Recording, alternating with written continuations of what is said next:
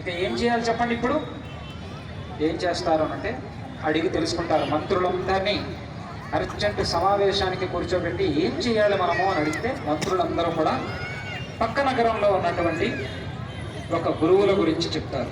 ఆ గురువు గారి పేరు శ్రీపాద శర్మ గారు. ఏంటి చెప్పండి? శ్రీపాద శర్మ గారు. ఎందుకు మధ్య మధ్యలో అడుగుతాను, మీరు వింటూ ఉన్నారా లేదా అని తెలుసుకోవడానికి. ఇంత కష్టపడి చెప్పిన తర్వాత మీరు వినట్లేదు అని అంటే ఉపయోగం లేదు.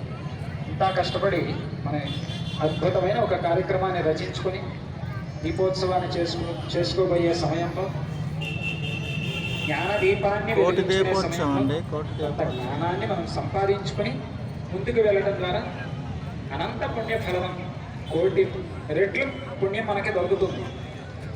ఇక వెళ్ళి శ్రీపాద శర్మ గారు గురువు గారు వెళ్ళిపోతారు, పాదాల మీద పడిపోతారు. అన్యథా శరణం నాస్తి గురువర్య, గురుర్ బ్రహ్మ గురుర్ విష్ణు గురుర్దేవో మహేశ్వర, గురు సాక్షాత్ పరం బ్రహ్మ తస్మై శ్రీ గురవే నమః. పాదాల మీద పడిపోతాడు. వెళ్ళిపోయి, గురువర్య నాకు ఇలా చెప్పుకోలేనటువంటి ఇలాంటి ఒక ఇబ్బంది వచ్చింది. 3 రాత్రులుగా విష్ణుమూర్తి నన్ను పరీక్షిస్తూ ఉన్నారు. నన్ను ఏం చేయమంటారు? తృప్తి లేదు, సంతోషము లేదు అని చెప్తున్నారు అనగా ఇక శ్రీపాద శర్మ గారు, నాయన సుధన్వ, నేను చెప్తాను, ఏం చేయాలో నేను చెప్తాను, చేద్దు గాని అని చెప్పి పంపిస్తారు.